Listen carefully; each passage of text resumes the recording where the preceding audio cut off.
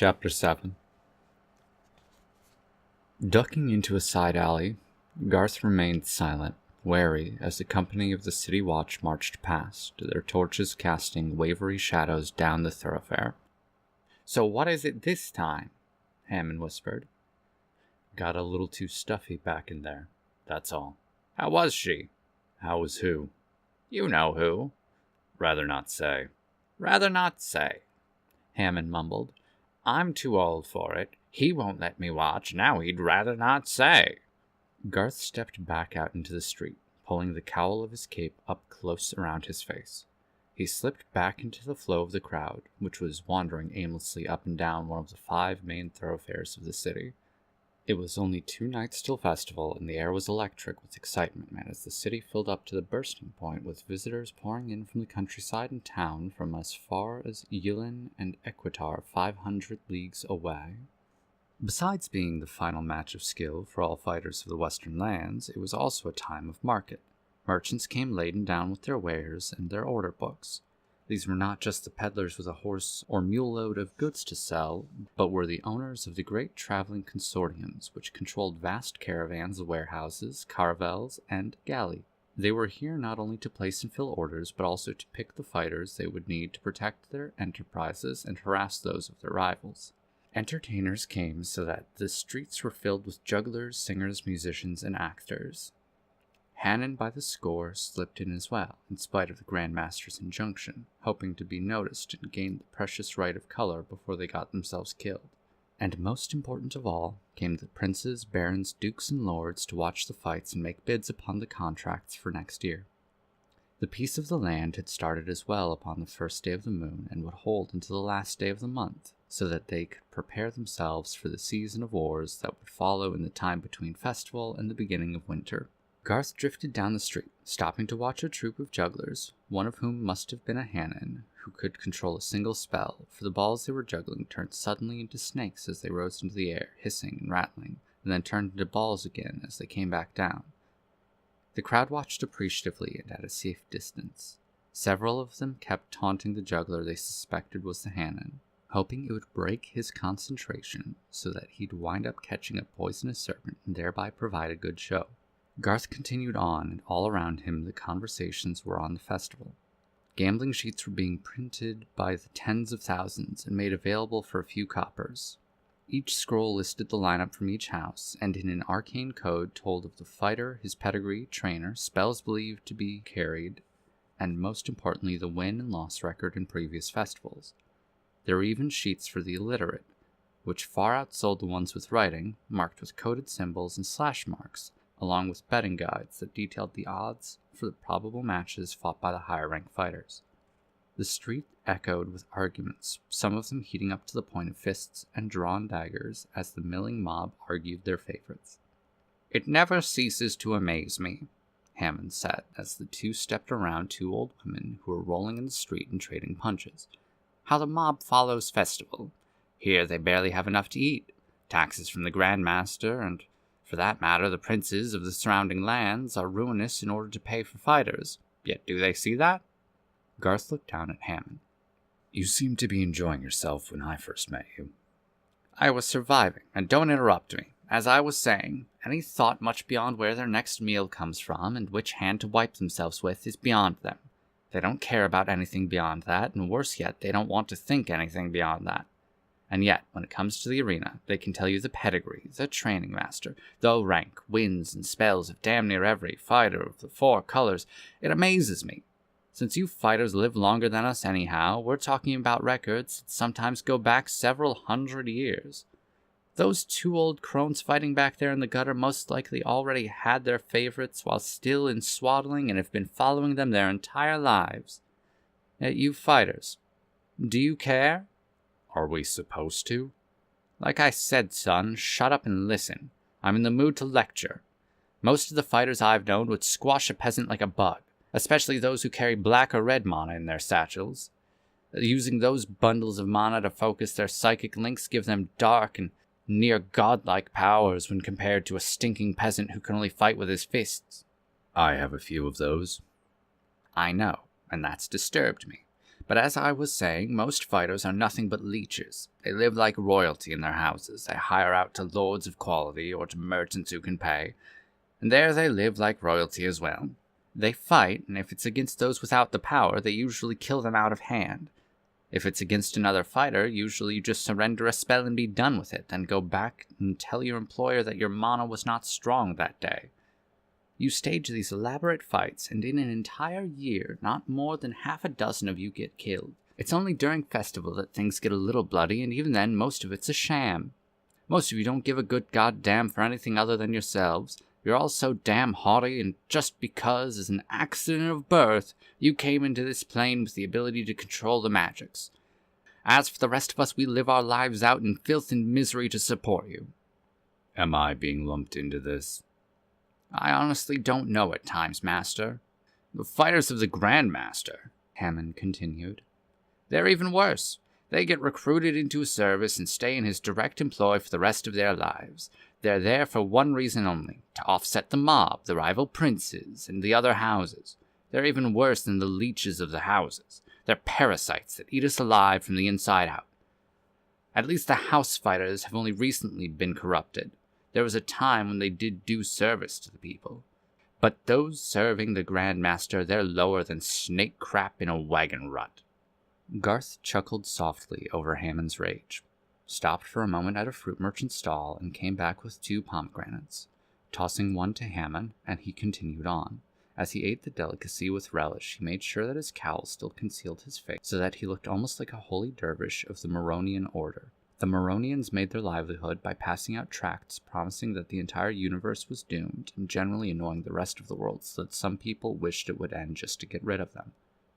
Several city warriors slowed as they approached Garth, as if they recognized him. He reached into his pocket as if to pull out a tract, and they quickly hurried on. I like this disguise, Garth said. I still think you're crazy to be out and about like this. Better to stay in the house. I'm willing to bet everything we've won so far that Verena would be happy to join you in bed tonight. I want to see some things, Garth said absently, as he tossed aside the ends of the pomegranate. Up the street, a trumpet sounded, and the crowd gave way as a line of horsemen came down the thoroughfare, swinging to either side with their riding crops to clear a path. Behind them came some petty princeling, who looked out from his carriage window with haughty disdain. As he drew past, Hammond let fly with the remains of his pomegranate, catching the prince on the nose. There was a howl of protest, and the horsemen circled back. Hammond, laughing, pushed his way back to the side of the street. The princeling stuck his head out of the carriage, roaring obscenities in a high, cracking voice. Within seconds, the carriage was pelted with offal and whatever else was handy, and the guards lashed the horses of the carriage forward so that they continued up the street. The incident left the crowd in a good mood as they soundly cursed all nobility. Talk about trying not to draw attention, Garth hissed. See, it's right there, Hammond laughed. They hate the bastards, but they don't even realize that by worshipping the fighters they in fact prop them up. I understand there was a time when the houses weren't that bad, Garth said quietly. Ah, the legendary Golden Age, Silver Age, or whatever it is people want to call it. Memories of history are usually bunk. It was never better before, and it won't be better tomorrow. An optimist. All right, yes, it might have been better. Before the last Grandmaster, when there was still the 5th house, Ortiel, which used more of the mana of the islands and the forest. Fighters of that house were obligated to give part of their time in service to those not of the merchant and noble classes.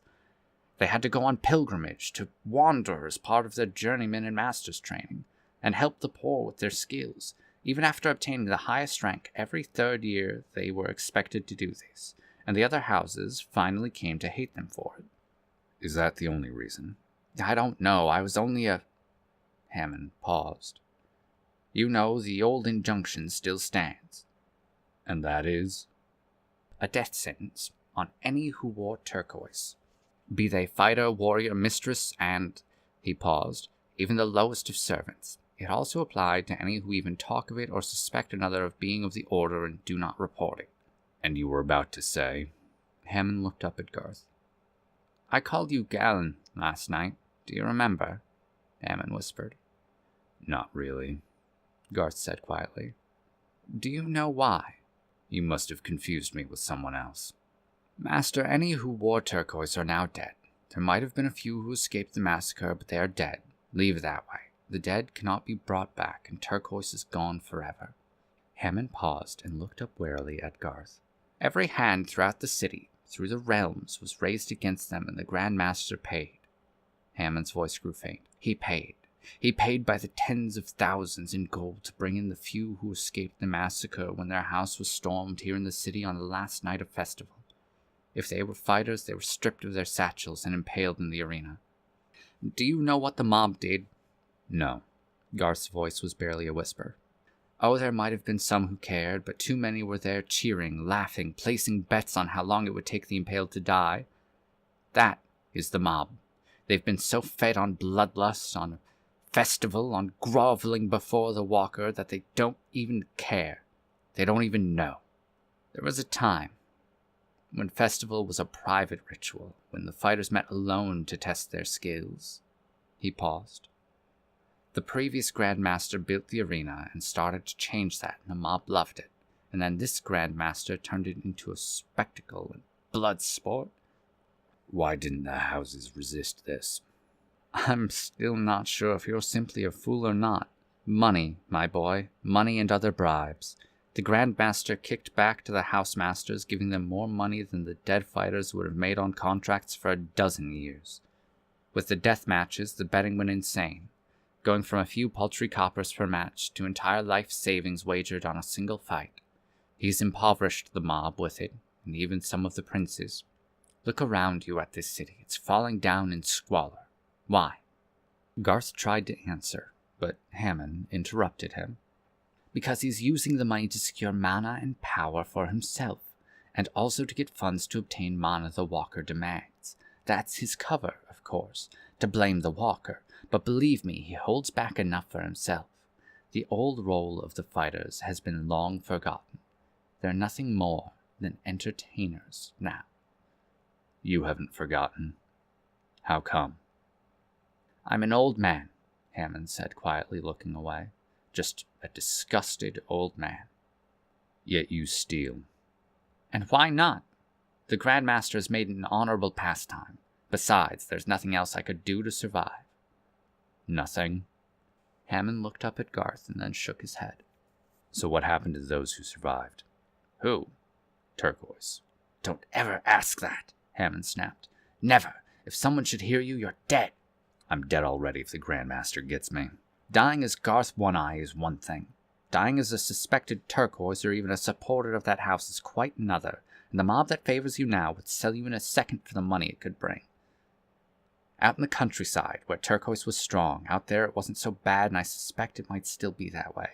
I heard that a number of men and women in the distant chapter houses managed to escape. Hammond sighed. What can peasants do against warriors, against the other fighters? Even then, there were enough willing to inform and help in the tracking down.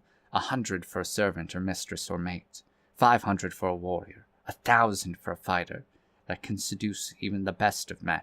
Not all, Garth said quietly. Hammond snorted and spit. You know what they did when they took one prisoner? The very first thing, after they felt they'd got all the information they could get, they cut his tongue out so he could not talk and tell the truth of what was happening. They cut the tongues out of anyone who gave the fugitives shelter or who were known to have conversed with them. And now they are gone. They are all dead, or best to be believed that they are dead, Hammond whispered. There are still rumors that they're alive. Hammond looked up at Garth, suddenly wary. We both could be killed for what I've just said, Hammond hissed. Even to mention they might still live is a death sentence. Even to be suspected of knowing such things, or worse, knowing of someone, is a death sentence now. He paused for a moment. Just who are you? I am Garth One-Eye. Go back home, wherever that is.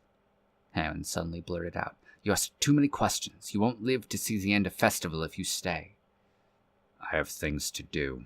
They're not worth it. Whatever it is you are after is dead. You're free to leave my side at any time. Hammond cursed loud and long for a minute. Thanks. And you know I won't. Not now. You know you have me. It's as if you planned it that way from the beginning, just like everything else. That your meeting me in the circle I drew in the mud was planned. Garth laughed and shook his head. They walked in silence for long minutes, the crowd around them boisterous, laughing, arguing, the now ever-present gambling sheets being waved in the air, dirty fingers pointing at them, arguing over favorites and odds. "Any reason we're passing here?" Hammond finally asked, nodding toward a tavern and the crowd milling about outside, watching an Akarak match between two warriors, one brown, the other gray. "Just happened to be along the way." "And that's where you met the Benalian?" Garth nodded and slowed to watch the fight, which ended seconds later as Gray made 3 quick slices, one after the other, flaying open the shoulder of Brown. Brown staggered backward and grudgingly paid his wager as the cord which held the two together was cut while copper and silver was passed back and forth by the crowd. "Could you do me a favor?" "Now what?" "Track her down for me. I think it fair to assume you've contacts all over the city. She would be easy enough to find." "I tell you, she's nothing but a bother. All Benalish women are strange." Garth smiled. "I think I can take care of myself. Take a couple of the gold coins and spread the money around if need be." Hammond looked up at him coldly. "Don't worry, your commission won't be touched, and while you're at it, I'd like you to find a hovel someplace, preferably on or near the plaza. It has to be secure." "A hiding place or a place of rendezvous?" "The former, and who knows, maybe the latter as well." Hammond snickered. "Fat chance. Like I said, she's Benalish."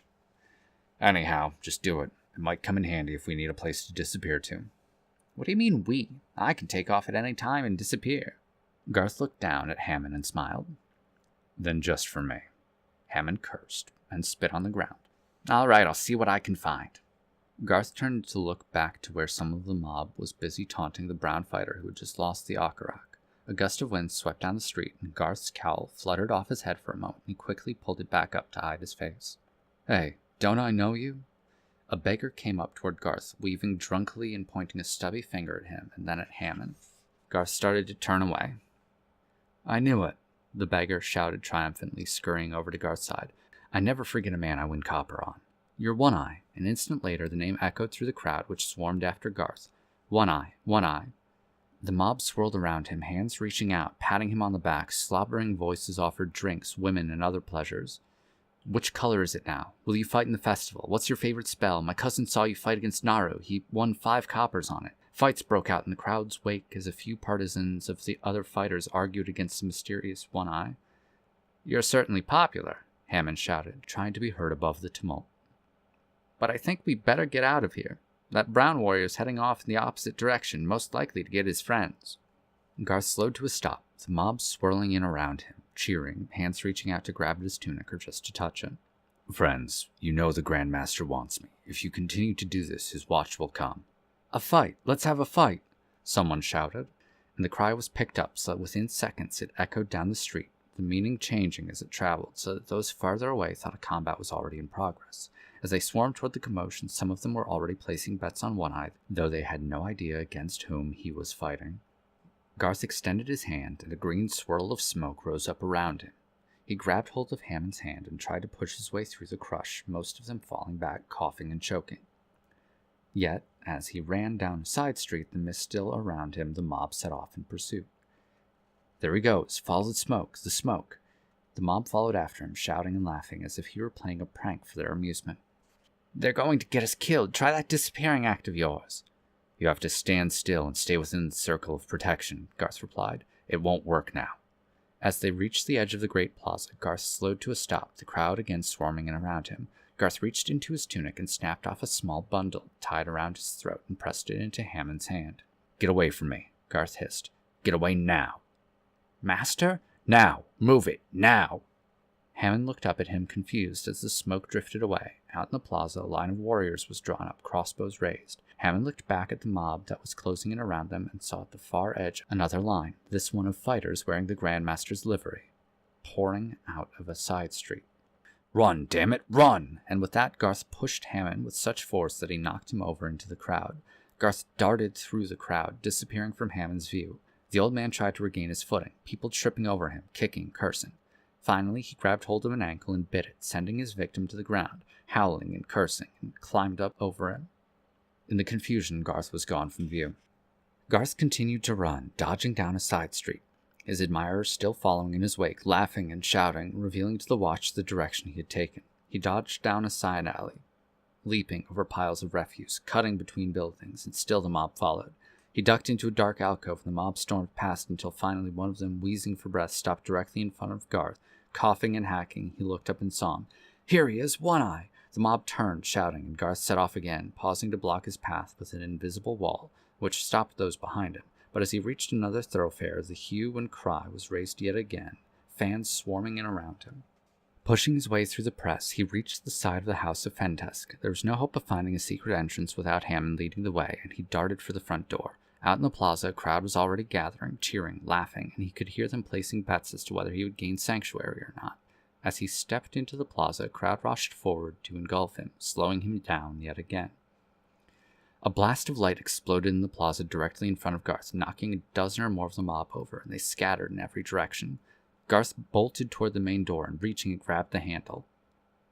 It was locked shut. He turned and stepped back. A circle of fighters was drawn up around him, fighters of the Grand Master.